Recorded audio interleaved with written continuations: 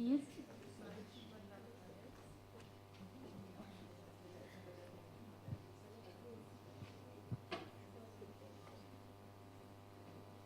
Good morning, everybody. Good morning, Professor Thomas. As a budding state, Palestine stands to learn a good deal about proper governance in its various sectors. One of them is health. How do we plan for a health sector which at once encourages investments and research for the production of medicines while ensuring these medicines reach the poor and needy? To address these and related issues, it's my pleasure this morning to introduce Professor Thomas Pope, philosopher and director of the Global Justice Program and Leitner Professor of Philosophy and International Affairs at Yale University. Professor Pope received his PhD in philosophy from Harvard and published widely on Kant and in moral and political philosophy, including various books on roles and global justice.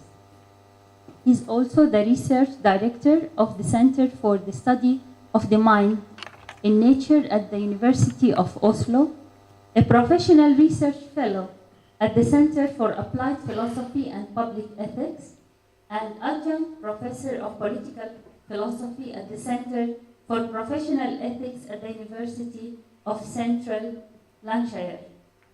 He is also the editor for social and political philosophy for the Stanford Encyclopedia of Philosophy and a member of the Norwegian Academy of Science. Currently, he heads a team effort towards the development of a complement to the pharmaceutical patent regime that would improve access to advanced medicine for the poor worldwide and towards developing better indices of poverty and gender equality. He is also the president of Academics Stand Against Poverty, an international professional association focused on helping poverty researchers and teachers enhance their positive impact on severe poverty. His work and CV is fascinating in all fields. Please join me in welcoming Dr. Thomas Pope to speak on making new medicines accessible to all.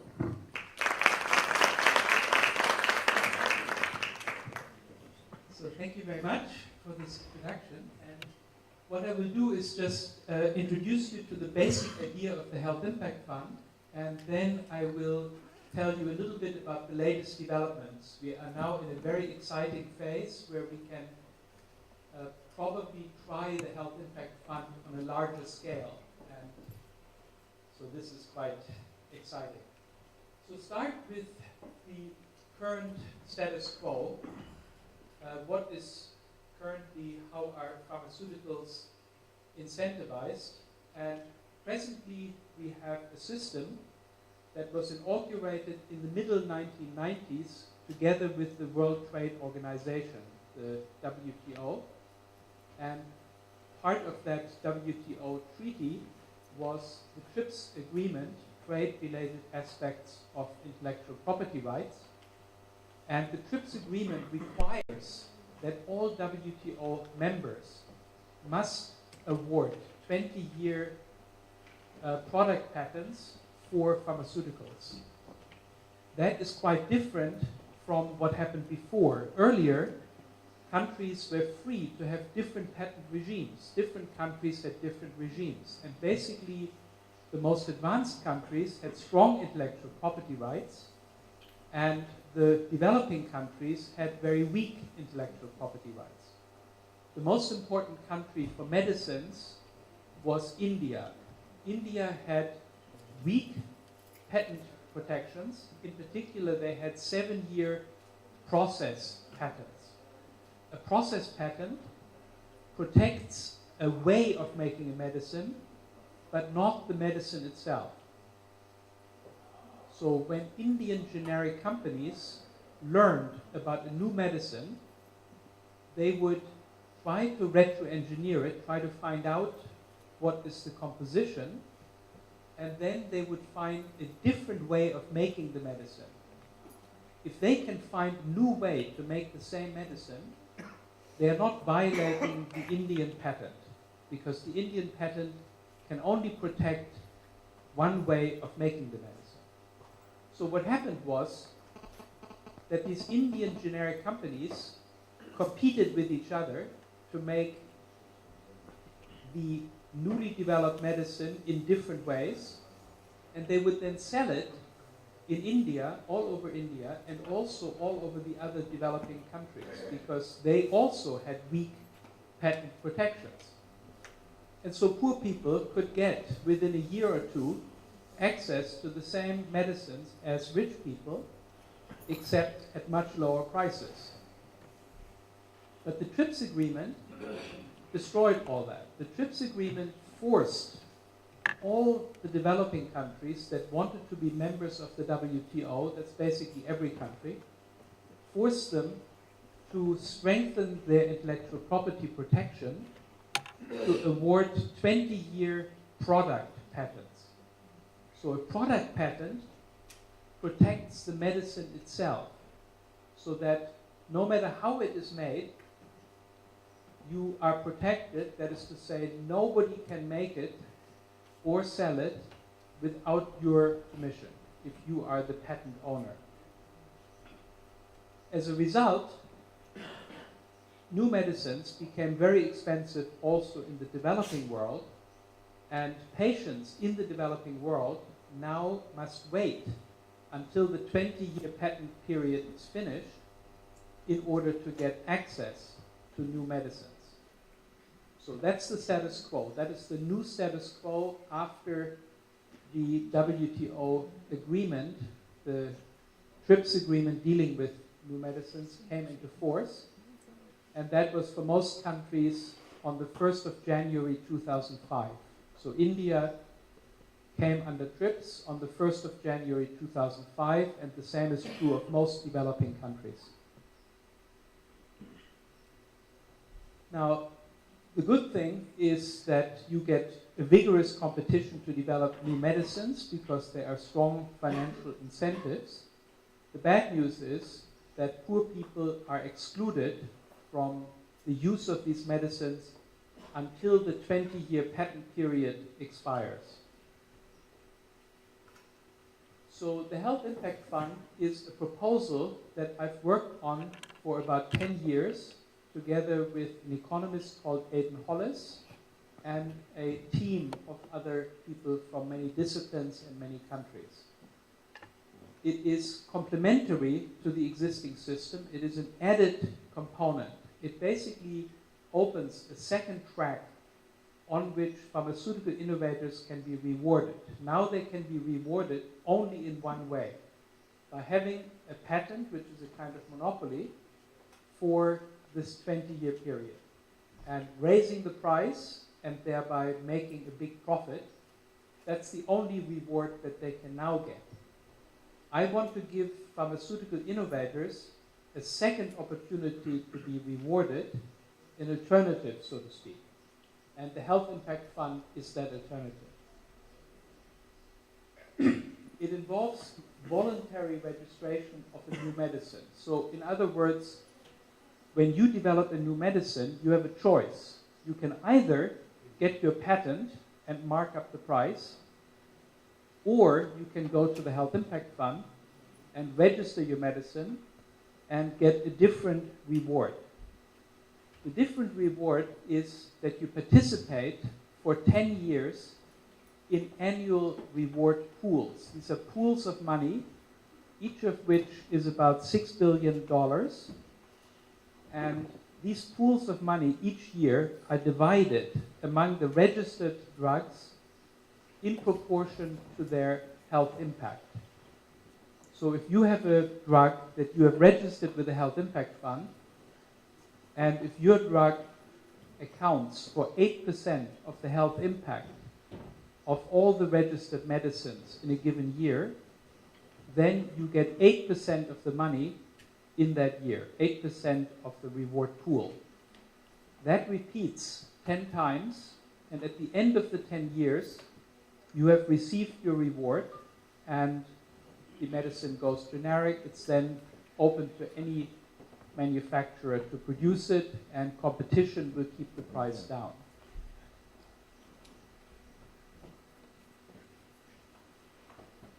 So the size of the pool we want initially to be $6 billion.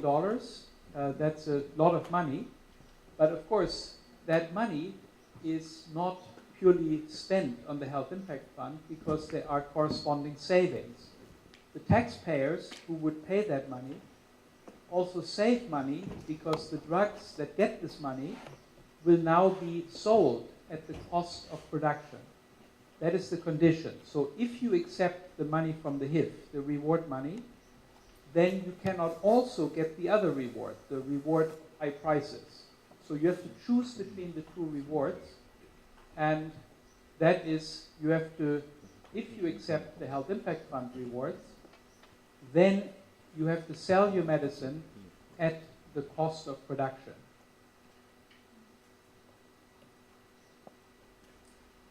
So this is the exact wording, the lowest feasible average cost of manufacture and distribution. So how do we know what that cost is? How can we find that out? One way to find it out is to ask the innovator to put up the production of the drug for tender.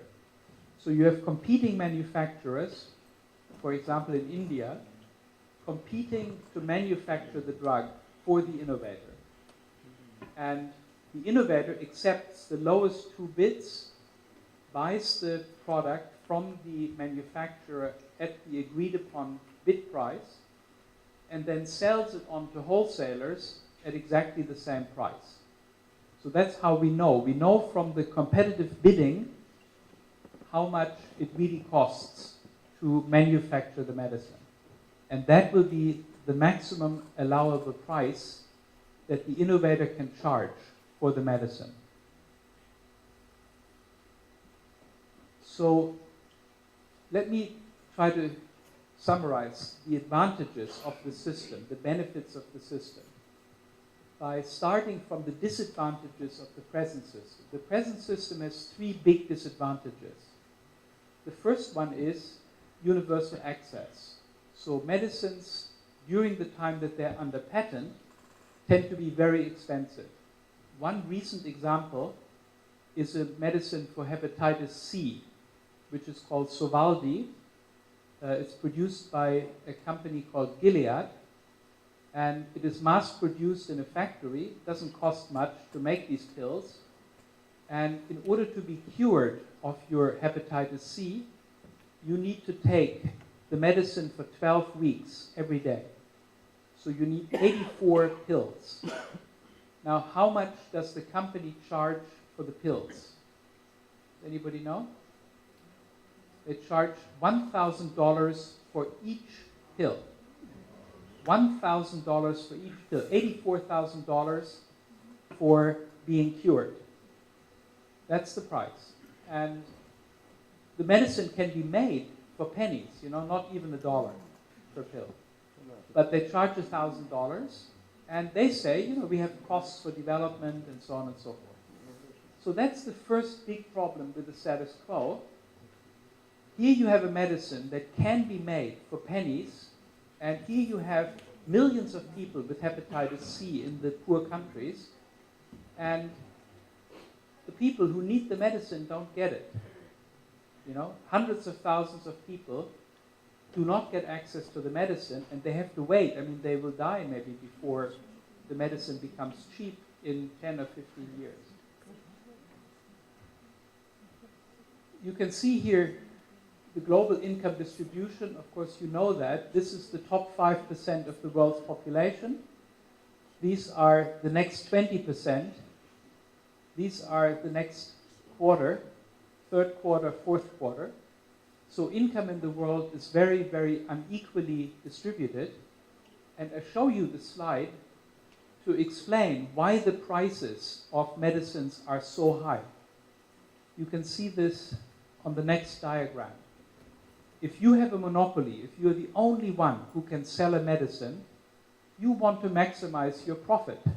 And what is your profit? Well, your profit is the difference between the price, which you can choose yourself freely. You can choose to sell it 60, 70, 80, 90, and you multiply that, or you take the difference between the price, this is the cost, and this is your profit margin, and your profit is then multiplied by the units, how many units you sell. And if you raise the price, you will sell fewer units because people, as the price goes up, fewer and fewer people buy it. But if income is very, very unequally distributed, as this curve here symbolizes, then your profit maximizing price is very high. So let's say you are now selling for 100, right? Then your profit is this area here. If you go down with the price to 50, yeah, you have a few more customers, but your area, your profit, is actually smaller, right? And so it is not worth lowering your price to win more customers, because you have to lower the price a lot in order to win all these other people, because they are so poor. So given the distribution of income in the world, the optimal price, both globally and also in most countries, is a price that excludes 85% of the population, of the patient population. So that's why pharmaceutical companies price their medicine so high, because that maximizes profit in a world of high inequality. So the Health Impact Fund solves that problem, at least for the medicines that are registered with the Health Impact Fund. Why? Simply because it is a requirement of registration that you sell the medicine at cost. So prices would be much, much lower for Health Impact Fund registered medicines. Secondly, the present system also has the disadvantage of not focusing on those diseases that, or many of those diseases that cause the most harm, the most damage. So you have very large, important diseases in the developing world, like tuberculosis and malaria and so on. And these diseases are concentrated among the poor. And because they're concentrated among the poor, the innovators are not very interested in them, because if you develop a new medicine and you sell it at a very high price, the poor cannot buy it. But if you sell it at a low price, you don't make very much profit. So you make more profit if you develop a new medicine for hair loss for males than if you develop a new medicine for malaria. Because the medicine for hair loss you can sell at a very high price to men who are sad that they lost their hair. But the medicine for malaria, nobody will buy, because the people who really need it don't have these high amounts of money. So innovation, research, is neglecting the big, big diseases of the poor. So that's the second problem. And that, again, the Health Impact Fund overcomes, because the Health Impact Fund pays innovators according to the health impact of their invention. And it doesn't matter whether the health impact is achieved with rich patients or with poor patients. It makes no difference. It's counted the same. And so poor patients become now interesting as customers. If I can save the life even of a very poor person, I get paid a lot of money because I have achieved a lot of health impact.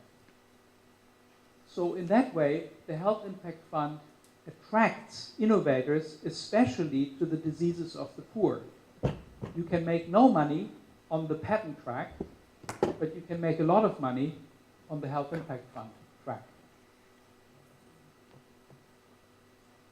And here, the companies, the research companies in the developing world, have a pretty good competitive position. So there are many new companies that do research in pharmaceuticals in the developing world, and they find it difficult to compete because the big pharma companies in the rich countries have already researched many of the diseases very thoroughly, so like cancer, for example. But with the diseases of the poor countries, nobody has done much research, so it's easy for new research companies in the developing world to compete and to have breakthrough innovations. So for example, the latest new TB drug was developed in South Africa originally by a company that was then bought by a big American pharma company. So that's another advantage of the Health Impact Fund. It would allow research companies in developing countries to compete effectively with big research companies in the rich countries. Now, the third disadvantage of the present system is that it's very, very inefficient. So we are spending, the world is spending $1 trillion on medicines each year. $1,000 billion or $1 million. It's a lot of money. And ideally, that money should go back into developing new medicines or manufacturing medicines. But in fact, a lot of that money goes to other purposes and is really wasted. It goes, for example, a lot of it goes to advertising. A lot of it goes to the cost of patenting. A lot of it goes to litigation, where you have constant lawsuits between the innovator companies and the generic companies over patents. So there's a great deal of waste in the system, and that is another big disadvantage of it. The Health Impact Fund would reduce that waste. There would be much less waste on the Health Impact Fund track because it would avoid the need to patent in many jurisdictions. You don't need to patent if you sell your medicine at a very, very cheap price, because nobody wants to compete with you. You have to sell at a very low price, and really you don't need a patent in most countries because the price is so low that nobody else will interfere with you. And even if they do sell it, you still get the reward for the health impact of the product that you invented. Litigation will be much reduced. Again, for the same reason. Marketing, well, you need some marketing to tell people that you have a good new drug, but the competitive marketing that is typical of pharmaceutical companies today would be much reduced. Today, pharmaceutical companies often have similar products, and then they try to influence doctors and patients to buy their product rather than the similar product of the other company. So in the US, for example, we have, for every 5 doctors, we have 1 sales representative who visits doctors, gives them gifts, invites them to Hawaii, and so on, in order to influence them to prescribe the Merck drug rather than the Pfizer drug, and so on. So that's a big source of waste. Counterfeiting is a big, big problem in the developing world. Many people in poor countries are desperate to get a certain medicine, which is very expensive, and so unscrupulous people specialize on selling them fake medicine, medicine that looks the right way, but is maybe diluted, or it is just chalk or something. It's not the real thing. And that is a very big problem, especially in Africa. And that problem would also disappear, because if the real thing is available at a low price, then people could buy the real thing. They wouldn't be desperate looking for special deals and buying these counterfeits. And you couldn't make a lot of money with counterfeits because the real thing is cheaply available in pharmacies.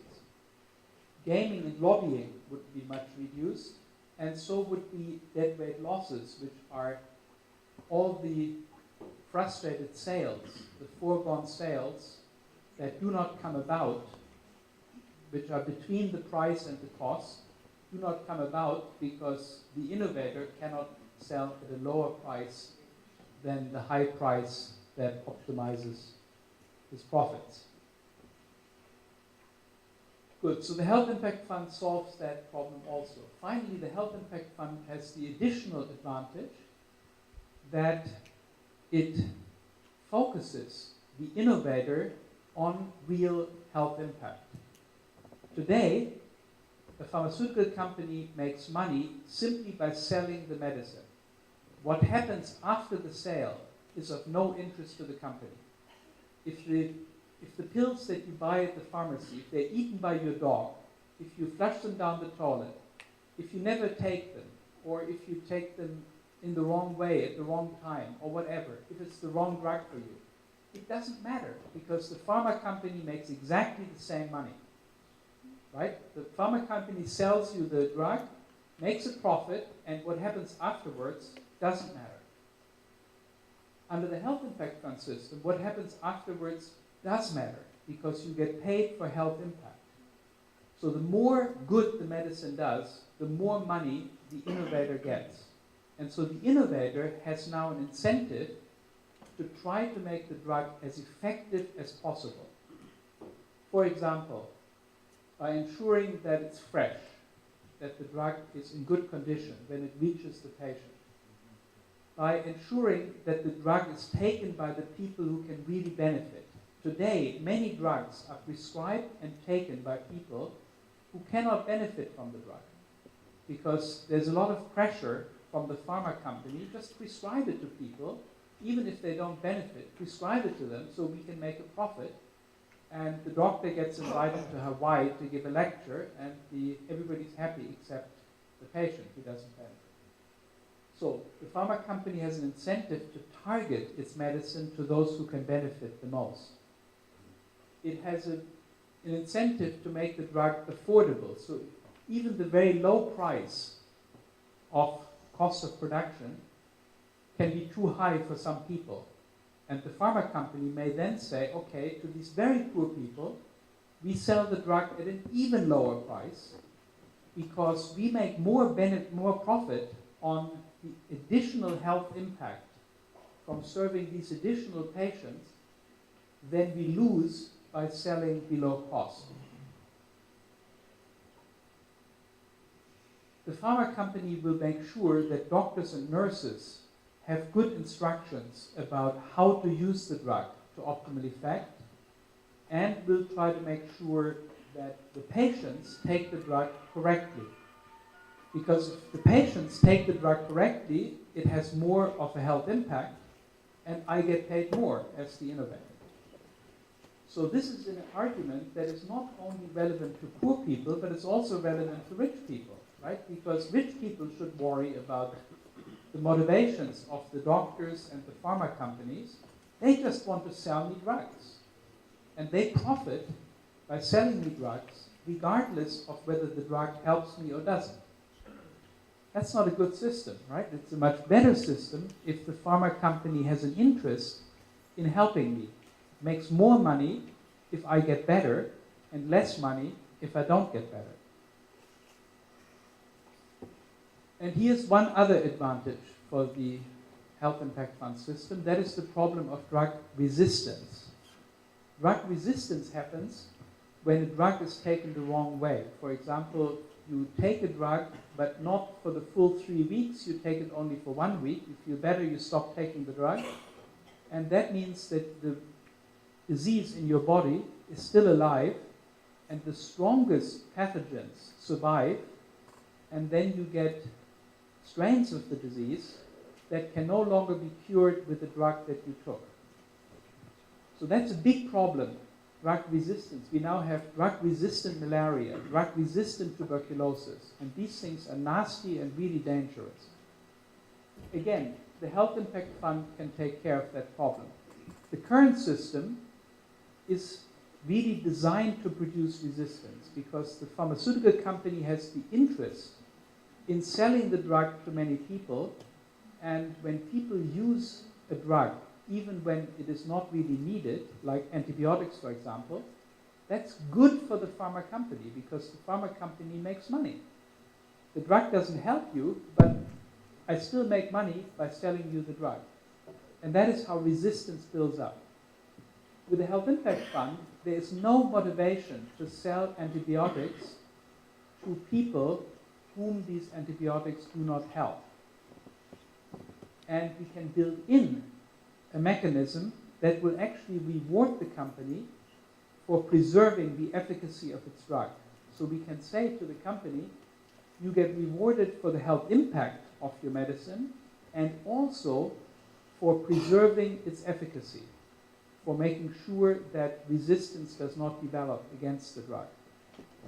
That could be a second reward basis for companies registering with the Health Impact Fund. So here is the list of people who are on our advisory board. These are all people that have endorsed the idea and that are helping us to develop it. You can see this is quite a list of famous people, some Nobel Prize winners, economists, and health people, and so on. So quite a strong group of people who are working with us in trying to implement this idea. And thanks partly to this prominent support, we are making good progress now towards implementation. So in order to make progress, we have to be able to really measure the health impact. That's very important. So critics have said, you talk about measurement, anybody can talk about measurement, but can you really measure the health impact, and how can you do that in a way that is uniform across the different diseases, across the different patient groups, across the different medicines, across the different cultures, and so on. So, and that is really quite difficult. It's difficult for many reasons, but one reason is that there are population effects. So if I cure somebody who has an infectious disease, then that means that fewer people will be infected, but measuring that is very difficult, right? I don't really know how many people would have been infected if I hadn't cured this person and so on. So here we need advanced statistics to work out how much of a health impact a particular drug has. Now, how would we do that? We would start with clinical trial data. So these are the data that the company had to develop in order to get the medicine approved in clinical trials. But clinical trial data typically overstate the impact of a medicine, because the pharmaceutical company will select always those people for the clinical trial who they think will really benefit a lot, because you want to show how good your drug is, right? But as soon as the drug is approved, the company will do the opposite. They will say, everybody should take my drug, as many as possible, and then the average impact of the drug goes down. So in the real world, these drugs have much less good effects than in the clinical trials. So we cannot stop with the clinical trials. We then have to go to pragmatic trials. We have to do randomized follow-up. So for example, we can put a microchip into one package for every 500, and then we can follow that package and see who takes the package and see what the result is, how much the patient benefited. We can do geographically disaggregated analysis. This is the so-called cluster method, where you take a little area that you select randomly, let's say a district in Kenya or a province or something, or smaller than a province, and you just look there and see what the drug did in that area. And again, these are methods of statistical sampling that allow you to estimate how much of an impact the drug has. What we are now doing is a trial which is with Johns Hopkins, a trial in India, where we work with the drug Serturo, which is a new drug also called bedaquiline, a new drug for tuberculosis. It was developed, as I said, in South Africa, and it's now owned by Johnson & Johnson, a very big American pharmaceutical company. And we are there in the real world looking at how much impact the drug has, how much better patients are doing with Ceturo than they did under the old regime. If you have TB, you normally get 4 drugs, a combination, and the old combination without Ceturo is now replaced with a new combination with Ceturo for MDR-TB, multi-drug resistant TB patients. And so we can analyze the improvement in the outcome. And this is the most exciting thing. So I got, maybe 2 months ago, I got a phone call from a very big pharmaceutical company, which I cannot tell you which it is. And they said, we love this idea, we want to try it. Can we give you maybe $100 million to make an attempt? And I was completely stunned. I said, $100 million? And they said, yeah, $100 million. And I said, but if we make an attempt, if we make a trial, then your competitors could also enter the medicine, and then maybe some of the money would go to your competitors. Do you understand that? And they said, yeah, we understand that. That's all right. Let them make some money. I couldn't believe it, It was really quite amazing. So we've now been working with these people. These are people pretty high up in the company, but not at the very top. So we still have to convince the guy at the top. And $100 million is a lot of money, even for those guys. So we hope we get it. And in the meanwhile, I'm running around the world trying to find matching funds, because I think that the CEO is more likely to give us the money if others are also giving a little money. So I'm talking to the Germans to give us maybe 10 or 20, and I'm talking, the Norwegians already said no, unfortunately. I'm talking with the British, I'm talking with 2 or 3 foundations, and also with the Indians. So I'm trying to get 2 or 3 others to put in a little money and a lot of goodwill to help. The World Bank has already agreed to help us with the logistics, with the keeping the money in trust. And the Global Fund has agreed to help us with the organization of it. And the Institute for Health Metrics and Evaluation has agreed to help us with the health impact measurement. So we have big names already lined up to do this mini-HIF, and I will now tell you what the mini-HIF is. They said, can you do something with 100 million, and what? And so we developed something that we can do even with 100 million. So what we want to show in this mini-HIF is the feasibility of rewards based on health impact measurement. We want to show the value, so that how much health impact can we get for $100 million? How much can we really change human health? We want to show that, which is nice about the Health Impact Fund, because it measures the impact of each medicine, and the impact of the Health Impact Fund itself is simply the sum of the impact of all the medicines that get rewarded by the Health Impact Fund. And finally, we want to show that there's political support for the idea from governments, pharmaceutical companies, intergovernmental agencies, foundations, NGOs, media, citizens, and so on. So here is what we are planning, if we get the money together.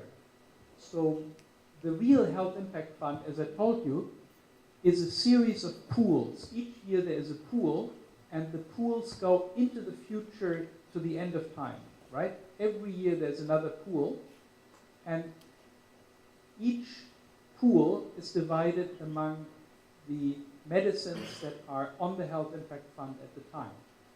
So each year, maybe 3 or 4 medicines would enter into the system, and each year 3 or 4 would leave the system. And at any given time, maybe 30 or 40 medicines would be on the system.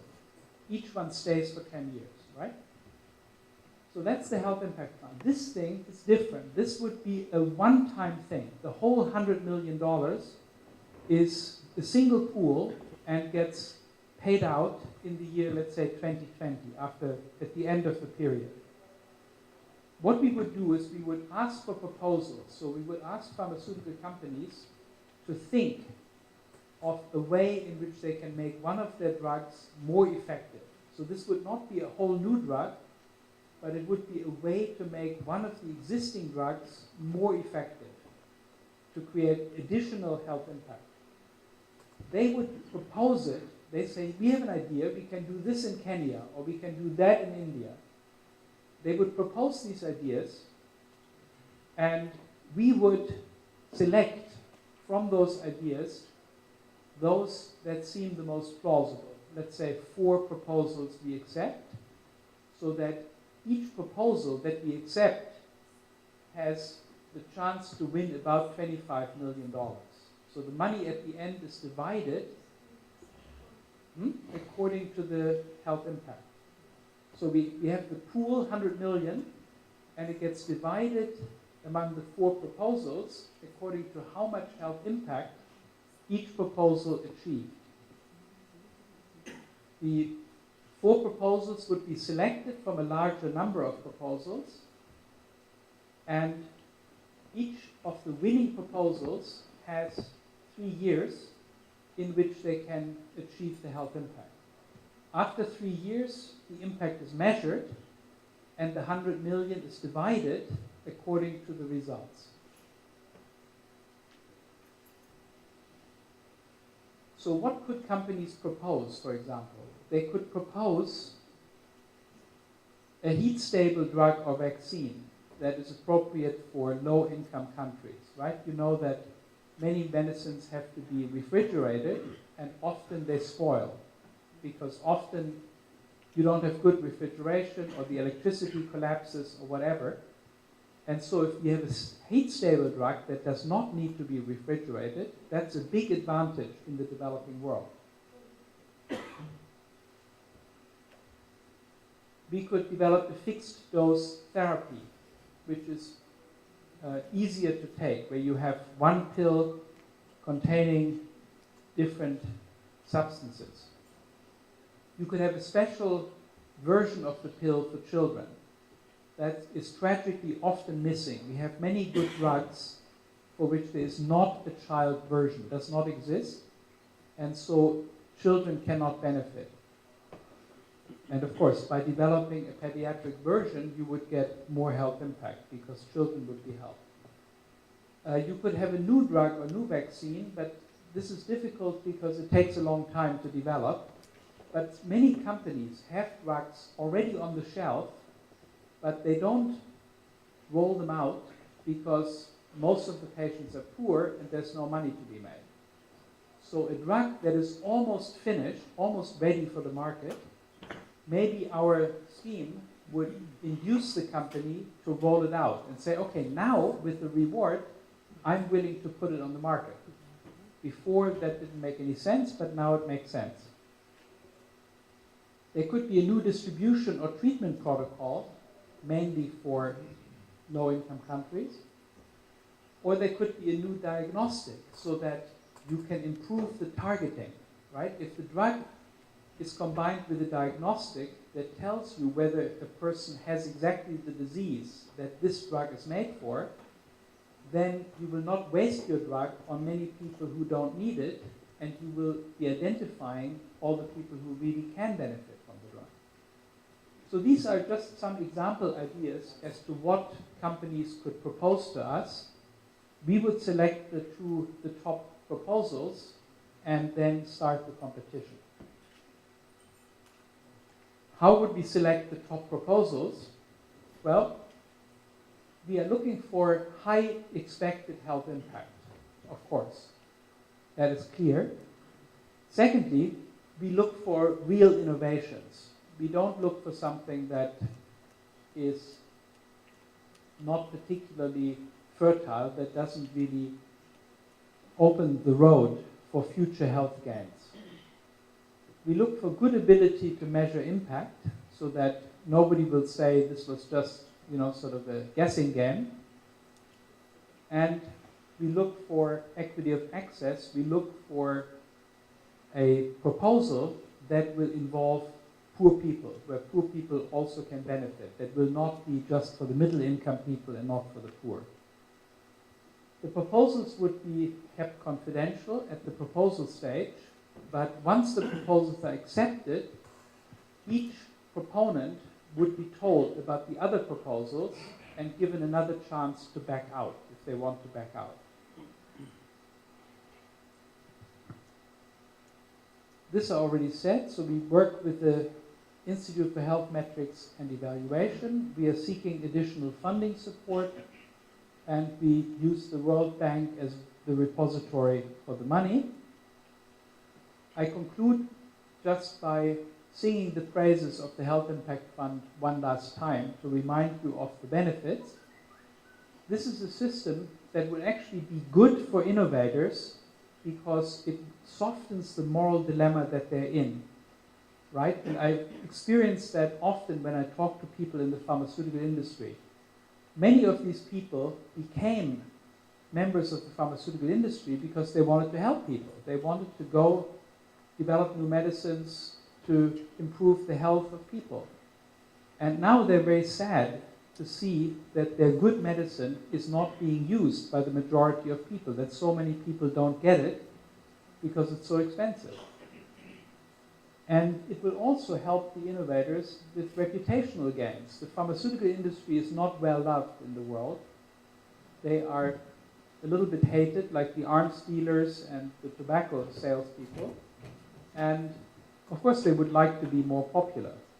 And this system would achieve that. It would help patients, of course, in many ways. It would strengthen our arsenal of medical interventions. It would focus the attention of innovators on actual health impact.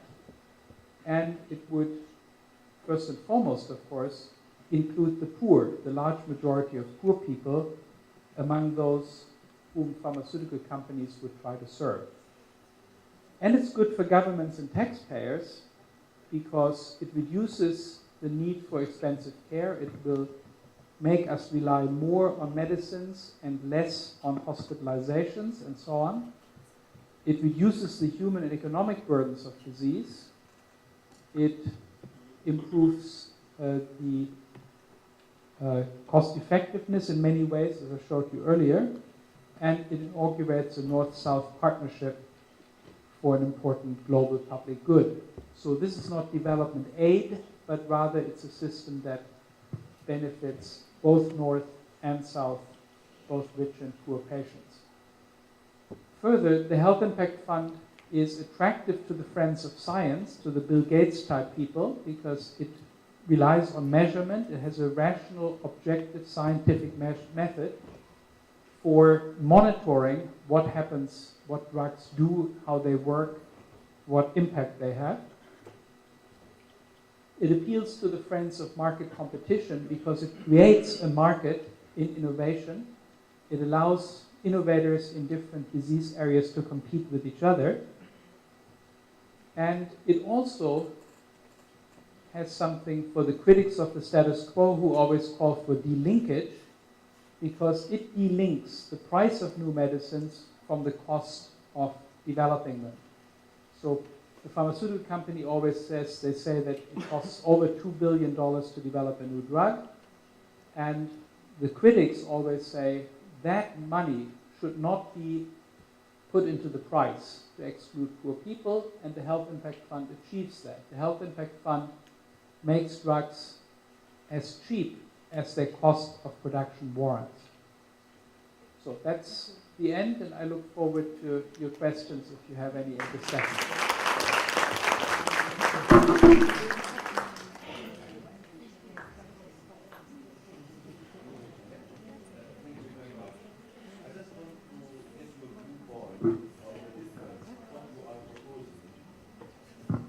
Thank you. I just want to get your viewpoint on the difference of what you are proposing in comparison with what, for example, like the Bill Gates Foundation, Rockefeller Foundation, they have done really in the field of HIV for prevention and treatment in the poor countries. How does this differ as outcome from that model that is already present with the HIV treatment and prevention. So the Bill and Melinda Gates Foundation is also interested in giving people access to medicine. So that's the same, but they overcome the access problem in a different way. So they essentially buy large quantities of drugs at special prices, which they negotiate with innovators, and then make these available to people. That's also done by PEPFAR, so there are the Global Fund does that as well. So they leave the existing rewards for innovation in place. They negotiate sometimes lower prices with the innovators. So they say, if you give us, we will buy a very, very large quantity if you give us a special price. And but in that regard, they are still leaving that monopoly system in place. They still have to negotiate with the innovator in the traditional way. The other thing is that they do absolutely nothing with regard to targeting. So there is really no incentive, even with these big buyers, to develop medicines for diseases that mostly affect the poor. So they don't really do anything to stimulate additional research, which the Health Impact Fund would do. So to answer this more generally, you could, if you wanted to, improve access. You could have special programs to buy medicine and give them to the poor. You could have special programs even to incentivize the development of a medicine for a disease that the poor have, like schistosomiasis or something. So you could do the things that the Health Impact Fund does in a unified way. You can do that step by step, piecemeal. Put a little money here, put a little money there, and so on. But what is so nice about this system is that it is unified through the idea of paying a fixed amount of money per unit of health impact. And so this system is guaranteed to be efficient because you're paying a uniform rate of reward per unit of health impact. And so you guide the innovators to work on exactly those problems where they can make the most cost-effective health gains. So the system is much more efficient, and of course it's comprehensive. It covers everything. Innovators will be directed to do that work which produces the most health gain, and if there's any gap in our pharmaceutical provision, innovators will be guided into that gap in order to earn that money. Whereas the system that we now have, where some foundations and so on do good work here, good work there, is a system which leaves many gaps and is dependent on intelligent guesses by the expert, by these foundations and so on, to put the money where it's really needed. And still, some diseases are neglected, others are overfunded, and so on.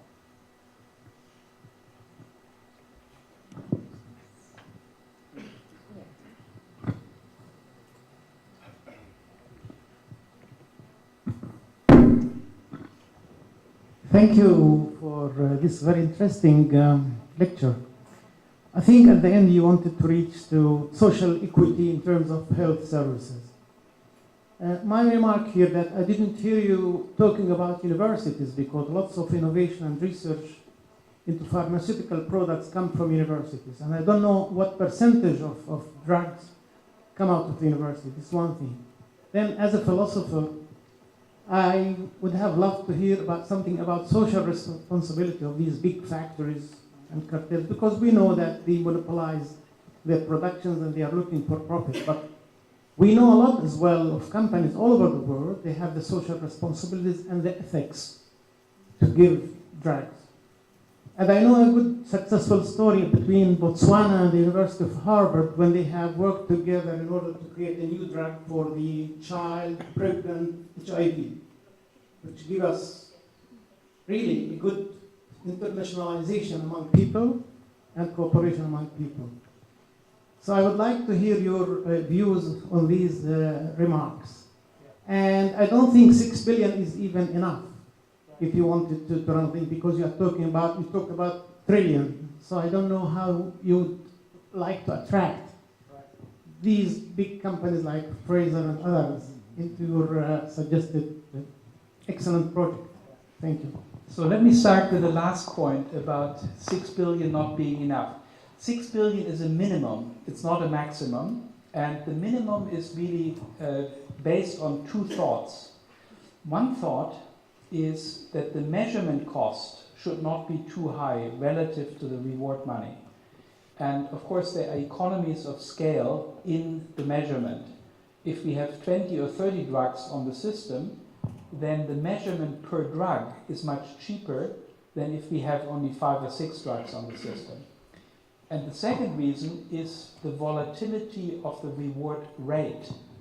So each pool gets divided among the innovators, and if there are only 5 or 6 drugs on the pool, then one new drug coming in or one new drug going out is going to make a big difference to how much reward everybody gets. Whereas if you have 20 or 25 drugs, the reward rate will be more constant. Now, you could easily expand the Health Impact Fund to 12 billion or 20 billion or 50 billion, and I predict that exactly that will happen. When governments realize how much more cost-effective the Health Impact Fund is than the traditional system, they will put more money into it, with the result that more medicines will be registered and a larger share of the new medicines will be on the Health Impact Fund track and a smaller share will be left on the patent track. So that's exactly what I want, but I don't want to run around the world now and say I want 50 billion a year, because that would not, we need 6 billion a year to get it started, and then I think it will automatically expand because it is just such a better system. Now, about the other two questions. Universities, they do a lot. I mean, they're very heavily involved in especially the basic research. So the basic research examines diseases, looks at molecules that might work, and so forth. But then there is a phase of fine-tuning and a phase of commercialization, and that's normally where universities hand it over to pharmaceutical companies, and then let the pharmaceutical companies make most of the profit. They are the ones who get the patents. Universities get a little bit of money, maybe they get a share of the profit or something, a small share, but ultimately it's the big pharmaceutical companies who call the shots. They are the ones who are in the end hold the patents and make the decisions about the pricing and so on and so forth. Some universities, some very few universities, speaking also about university social responsibility, have in fact insisted that when they give a drug to the beginnings of a drug to a pharmaceutical company, that they retain some control over the price.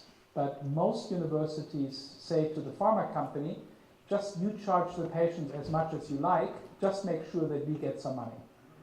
And unfortunately, that's the way it is. So coming to corporate social responsibility, so on the one hand, on the other hand. On the one hand, of course, I agree with you that pharmaceutical companies and companies in general have a social responsibility. On the other hand, I don't want poor people all over the world to depend on the goodwill of pharmaceutical companies for their health care. So ultimately, what we need to do is to ensure that the distance between what is profitable for pharmaceutical companies and what is the morally right thing for them to do is not too large. Because we know from experience, when that distance becomes too large, pharmaceutical companies, any companies, they are going to drop the responsible thing and they're going to do the profit maximizing thing. And they will be under pressure from their shareholders and so on and so forth. So what we need to do, citizens and governments, is to make sure that the rules under which the pharmaceutical companies operate align their profit motive and the socially valuable function they fulfill closely enough so that we can realistically expect pharma companies to do the morally or socially responsible thing.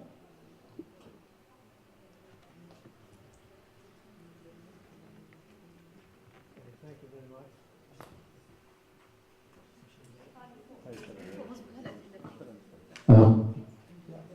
My question is like that. I understood that it is a period of 10 years of contract with these companies that they sell at a low price or cost price or even below. So what happens after the 10 years? Because in the patent regime, you get all other countries or other companies will reduce the drug at the lowest price. So I imagine that this is a way of depriving other companies, which like in our country, that they produce generic drugs, so they will not. And other countries, so is this a disadvantage of the system? Yeah, so the rule is that if you accept the money from the Health Impact Fund, then after the 10 years are finished, you have to give zero-cost licenses to any reliable generic producer. So even if you have patent years left, I mean, you are allowed to patent your drug, and your patent may have another 5 years to run. But even if you have another 5 years of patent life, you cannot exploit that with high prices. You have to make your patent available for free to reliable producers of the medicine, and then competition among generic producers will keep the price down. Because obviously we don't want patients to start the drug and then suddenly the price shoots up to the... So that's a good point. Yeah, we avoid that. And that's simply in the contract. So when you sign up your drug for the Health Impact Fund, you commit yourself. You basically give up that right to increase the price after the 10 years are finished.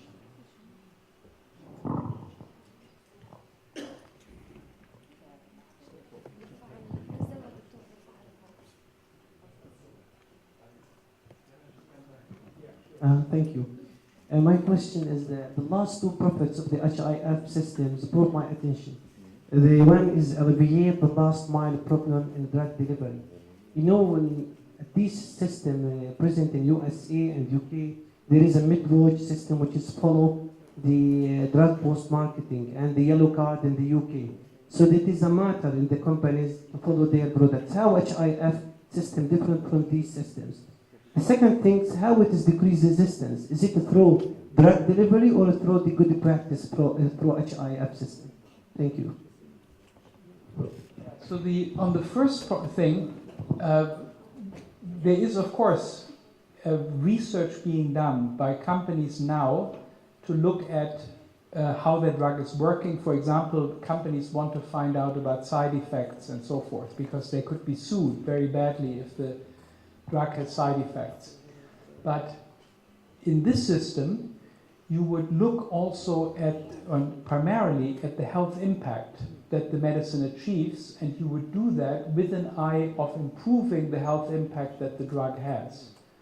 That motive is missing in the existing system. Because in the existing system, if I have sales, that is my profit, right?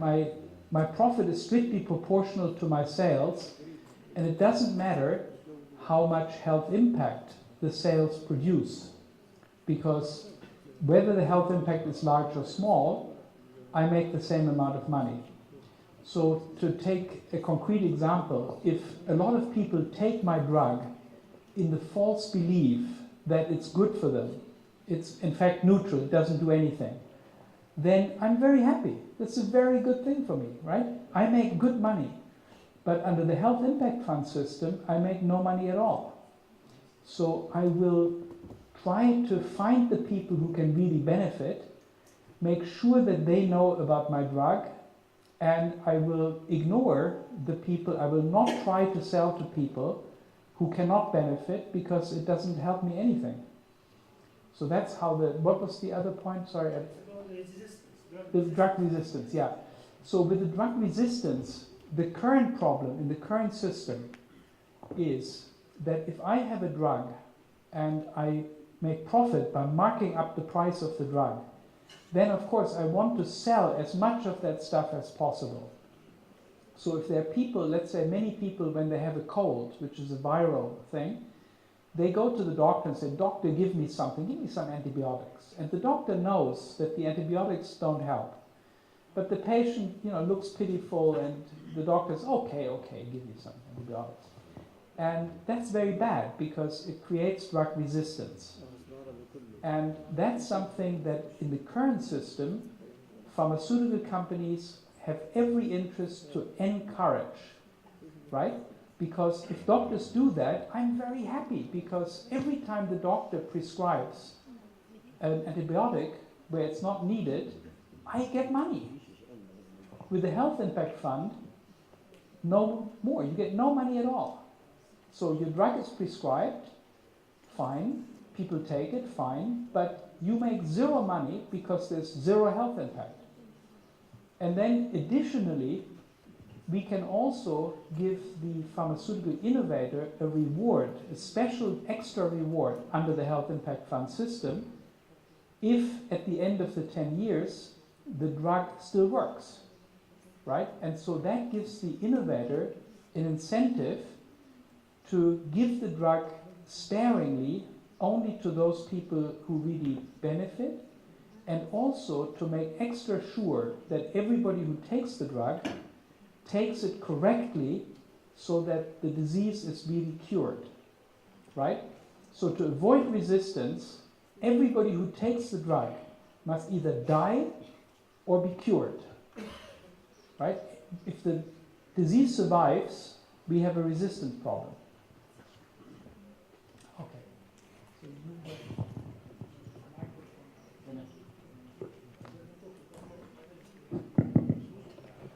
Thank you for the nice talk. I have a few questions. It's not very clear to me.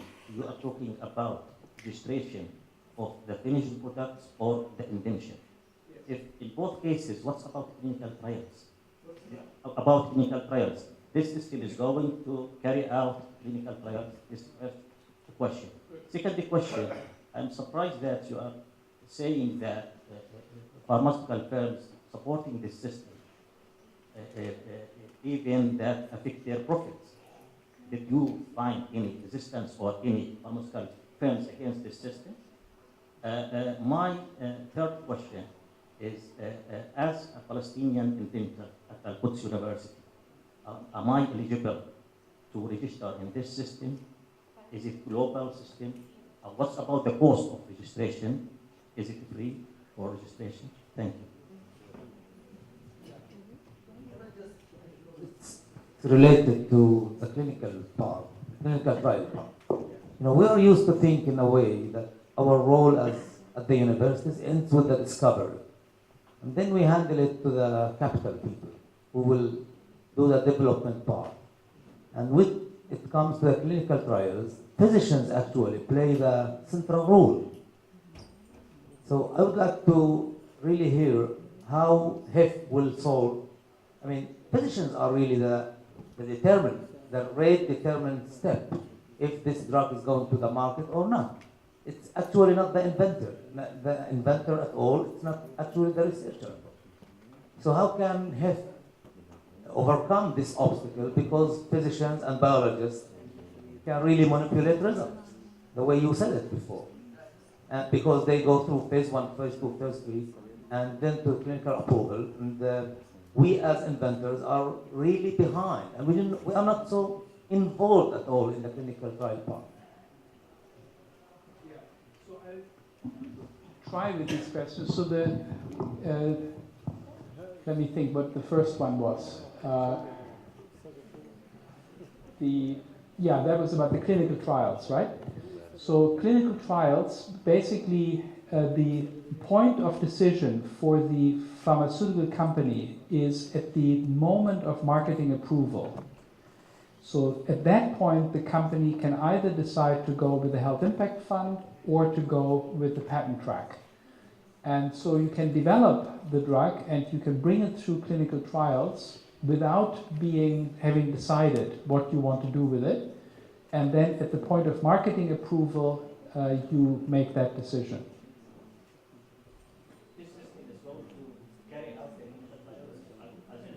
No, the system does not carry out the clinical trials. You have to carry out the clinical trials, And it's your responsibility to get the system, to get the medicine approved by the regulatory authority, like the Food and Drug Administration or whatever.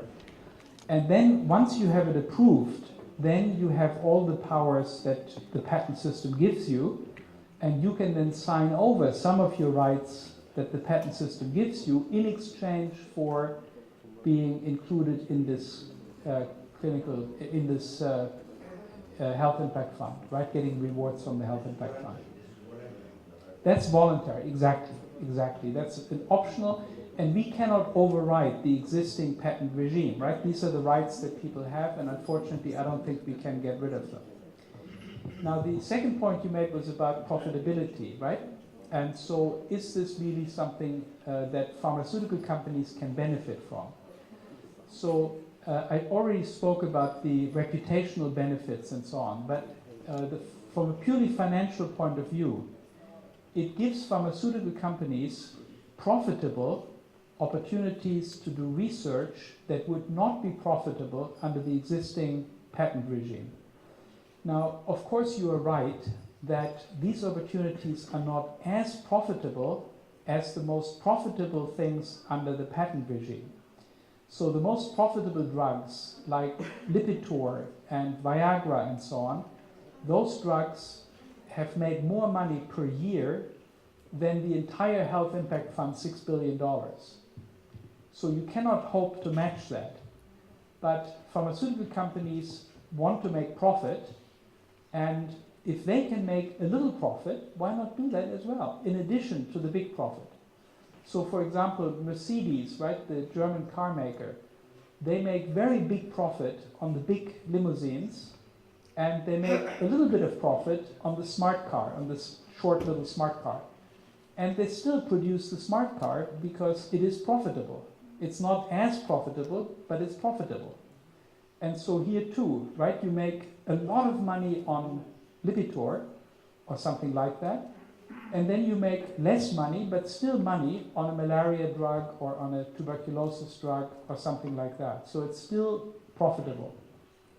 And that's, I think, why some pharmaceutical companies like the idea. Not so much, the money is probably not the main reason. I think the main reason is the moral and reputational reason, that they feel that they are under a lot of pressure from the public, and they want to get rid of that pressure and be able to do the things that the public is demanding from them under the heading of corporate social responsibility and get paid for it, you know? So, now, did you have a third thing? Global system, is it eligible for register or what's the cost of registration? Yes. So how global is the system? Yeah, that's a very difficult question, which we have thought about a lot. Ideally, of course, the system would be worldwide. So ideally, all countries in the world would participate. Every country would put a little money in, proportional to its gross national product, and every country would get the benefit that the registered drugs are sold at cost in that country. But realistically, some countries are not going to participate. So for example, the US is probably not going to participate at the beginning. And what we want to do there is we want to say that if the US does not participate, then the company that registers with the Health Impact Fund does not need to sell the drug cheaply in the US.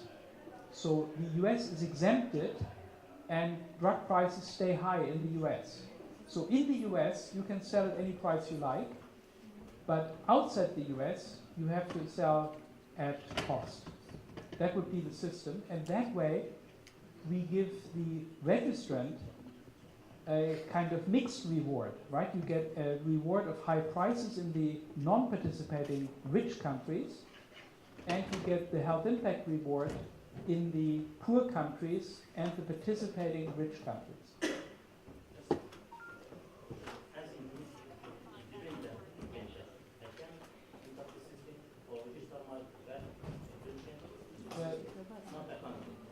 Yeah, as independent inventor, you can not register until you have marketing approval. So that's the problem. As an independent inventor, it's a difficult thing for you to get through the clinical trials because it's so incredibly, yeah. Thank you. On behalf of Palestine Pharmacist Syndicate, thank you very much for this opportunity and this lecture. Thank for the Al-Quds University for this opportunity, and for Dr. Rania Shaheen, who get all the good stuff with her. For it is very important lecture. My question, and it's very direct. You as a philosopher in this historical and symbolic place, Al-Quds University, is it by coincidence that you came here, or as a philosopher you have a message of hope for us that our good pharmacists and our good labs here in this university, and we have a very good manufacturer for medicine, have their good message from you for them? Or just by, you just want to let us know? It's certainly not a coincidence that I'm here. So I'm here in part because, of course, we all, many people in many countries are sympathizing strongly with the injustices that are perpetrated here in the occupied territories. So, and that's a big reason to come here and to show solidarity and to be present, obviously. But as far as the pharmaceutical industry in the occupied territories is concerned, I don't have any special message. I think that this is a part of a more general problem. These are global rules, and these global rules have been designed under a great deal of lobbying pressure by pharmaceutical companies and by other IP-heavy industries like the software industry, the entertainment industry, the agribusinesses. They have lobbied for rules that are good for themselves and are very bad for the large majority of human beings. And of course, Palestinians belong to that large majority, but so do Indians, so do the people of Africa, and so on. Many people suffer grave health effects as a consequence of these new rules that came in the early years of this millennium. So in that sense, it's a more general problem, and I am sure that you can sympathize not only with the medical problems here, but also with the medical problems that people suffer in similar economic contexts to yours. Okay. Thank you very much for an excellent talk, and wish you all the best in your future project. I have two questions. The first one is coming back to your homepage as a philosopher. 6-7 years ago, a French philosopher, his name is Baidao, originally from Morocco, he gave a lecture here in Al-Quds University, and he said that the role, the mission, the task, the job of a philosopher is to create a division. I didn't see here that you are creating a division. You are collecting efforts. You are unifying things. This is my first question. I didn't see division. My second question is, also I would like to, I remember that Gilmore from Intel Computer Company, when he donated $600 million to Caltech University, and he said that this fund is going to be for unreasonable proposals or projects. But when they asked him why you are donating this much money to Caltech, he said that because I graduated from this university, therefore he's nice. But at the end, he said that I expect from the research in this university, my kids, sons, daughters, grandsons, and granddaughters, they will get benefit from this research, because at the end, this research, it will come back to my company. According to that company, the one that donated to your project $100 million, I think at the end they are looking for profits, for money. What do you think that they are going to gain from donating this money? Are they planning to get 1 billion or 1 trillion from this project? Thank you. Yeah, so on the first question, but you really mean division, right? You don't mean distinction. Yes. Because philosophers often are called the people who make a lot of distinctions. But okay, so division, I'm not a big division guy, so I try to make, I think that the biggest problem we have is the problem of making progress against very strong political forces that are emanating essentially from the economic elite. So we have, in the moment, both at the national level and at the global level, a loss of democracy, a takeover by corporate elites, by the big banks, the big corporations, and so on, who are trying to rewrite the rules of the state and the rules of the world in their own interest. And so what we need to oppose that is not so much division, we need unity, right? We have, we being the progressive forces and the less rich people in the world, the poorer parts of the world. We have, I think, too much division already. We have too many ideas, too many proposals, too many, right? In this country, how many proposals for the solution of the Palestinian-Israeli conflict are there? There must be 500 solutions. So what we need, I think, is to try to unify, and that's what I'm trying to do. So I'm trying to find ideas for how we can move forward, how we can agree on some modules, some limited reform proposals that everybody can support, or many people can support for moral reasons, for prudential reasons, and so on, and that we can actually achieve. We haven't achieved much in the last 20 years, right? The last big thing we achieved was South Africa getting apartheid finished. And I was just in South Africa, and the result is very mixed. You know, South Africa is now the most unequal country on earth. So even there, yes, the white rule has ended, but many, many, many black people live in terrible poverty and in great inequality. So we need to be a stronger force for progressive change. And so my big message and attempt is to unify people behind plausible reform proposals rather than to create divisions. Now the second thing, of course you are right.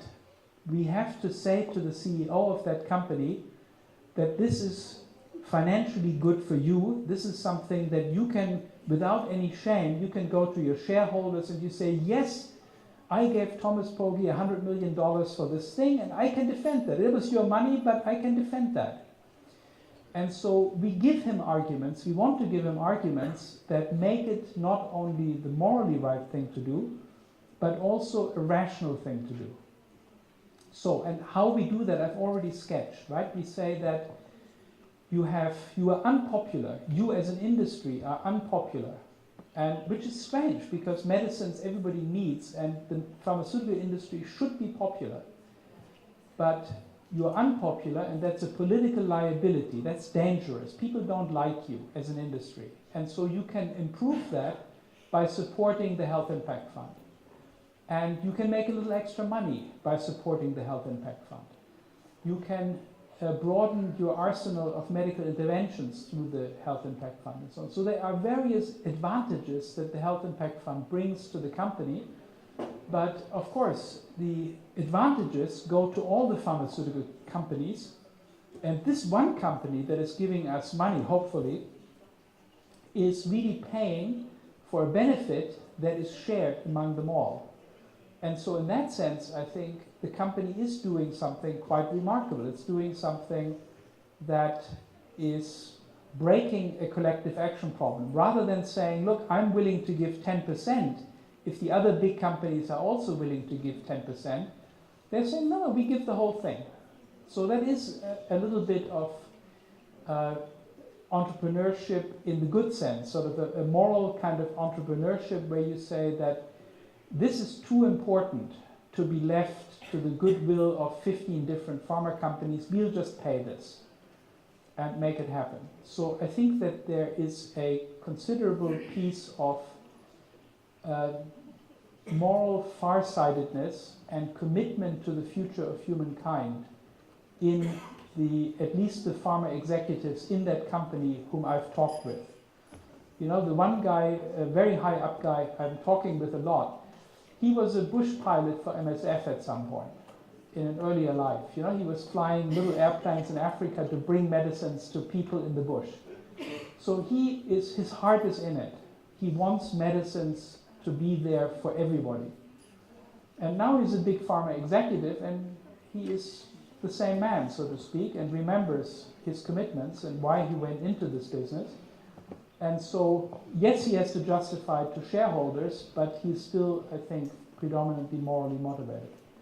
So I don't think that I'm really helping capitalists do some dirty business here or something like that. I think it's a good coalition. Yeah, you need a mic. Okay. Thank you for your presentation and for this innovative approach.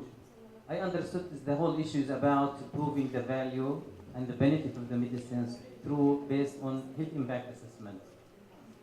And here I have a little bit of concern about availability of robust methodologies really to prove the value of these medicines. And the second issue, the concern about the conflict of interest and the proper influence of the industry on such interventions. Who will do studies or assessments? Who will do this kind of assessments, and how we can ensure that this is totally objective, impartial, and really it's out of the influence of the industry. Yeah, so that's very good, and of course this is something that we spent a long time discussing. We had a lot of thinking about that. So let me say two methodological things at the beginning, which are quite interesting to notice. So with regard to the measurement, the first question you have to ask yourself is how precise must it be? And interestingly, it doesn't need to be very precise. So, because what we want to create is we want to create incentives, right?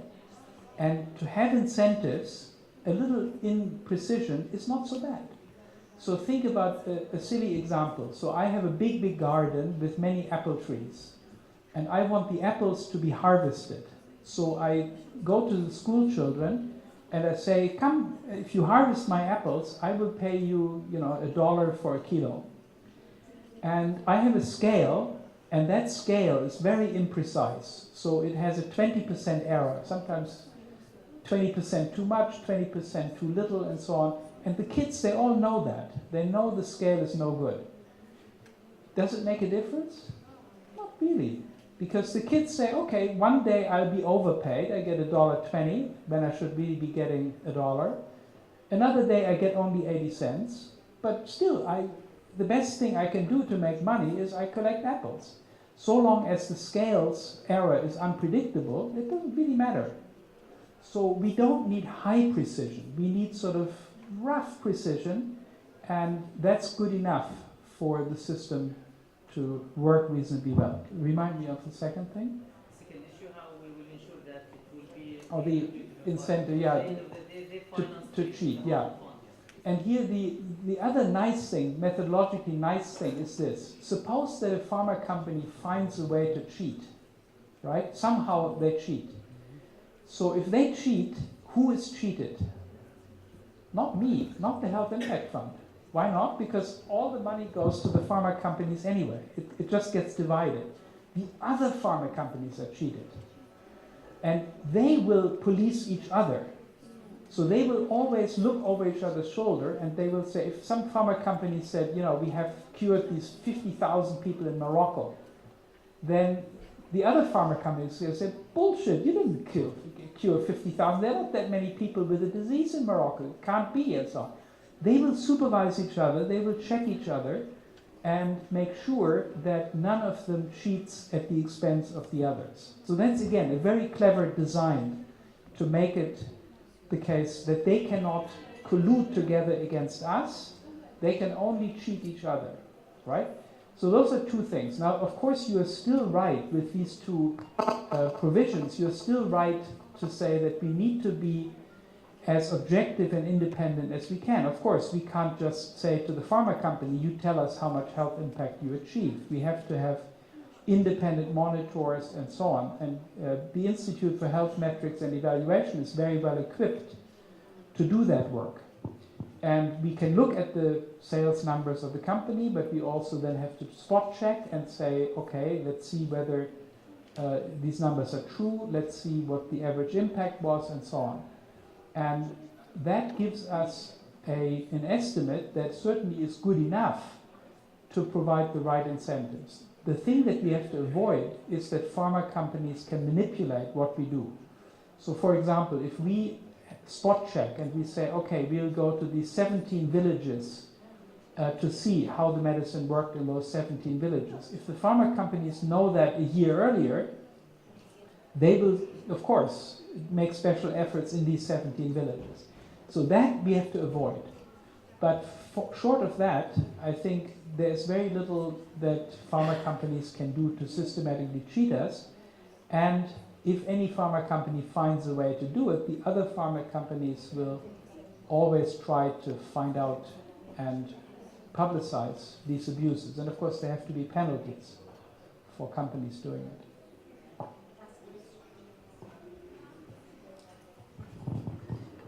Thank you, Professor Thomas. Thank you for coming to Al-Quds University and for joining us to listen to this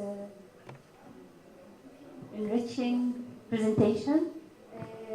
Actually, we heard a lot of presentations related to health and medicines and pharmaceuticals.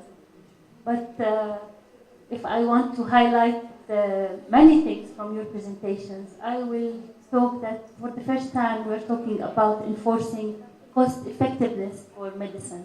The first time we hear health impact for medicines. You know, services are provided, doctors give medicine, but nobody cares, and even the ministry, they follow up reports about health indicators.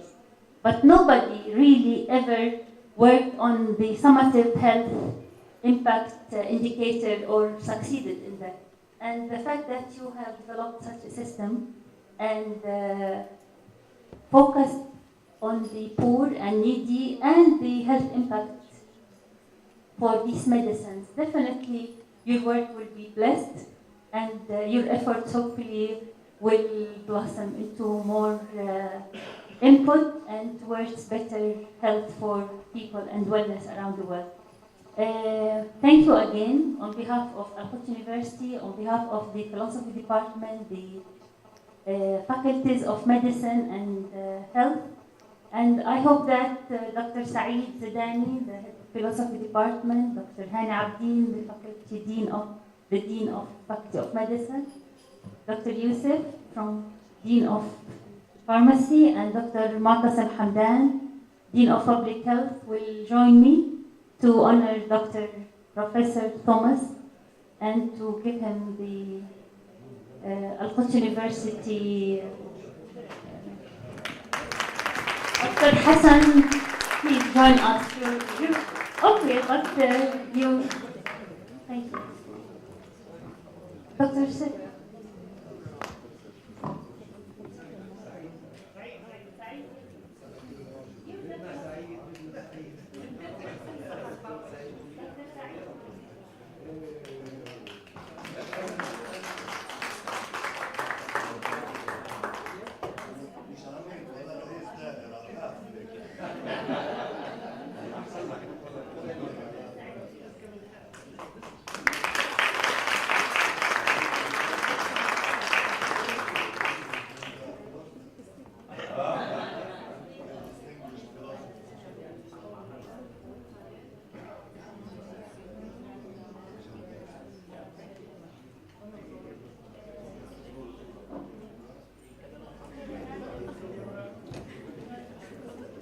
Dr. Aranya, please. The Ministry of Health and the Syndicate Pharmacy.